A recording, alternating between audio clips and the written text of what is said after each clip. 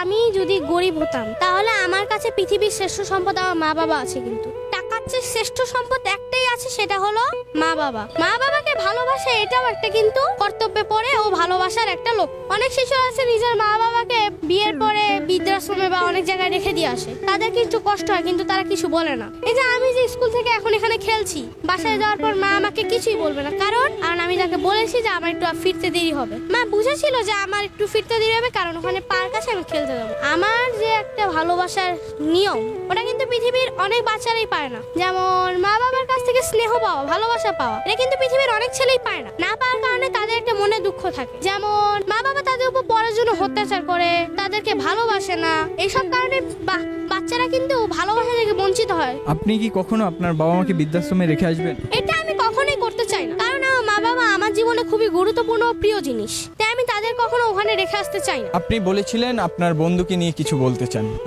আসলে এই বিষয়ে। আচ্ছা, আমার বন্ধুর নাম ফারহান, ওর সাথে প্রায় আমার 2 বছর যাবত বন্ধুত্ব, 2, 3 আরো আগে থেকে আমরা মোবাইলে আগে কথা বলতাম। এই স্কুলে 2 থেকে আমরা ভর্তি হয়েছি একসাথেই। এখন স্কুলে থাকার সময় ও আমার সাথে এরকম কাজ করে, মানে কোনো হাসি পায় দেখলে।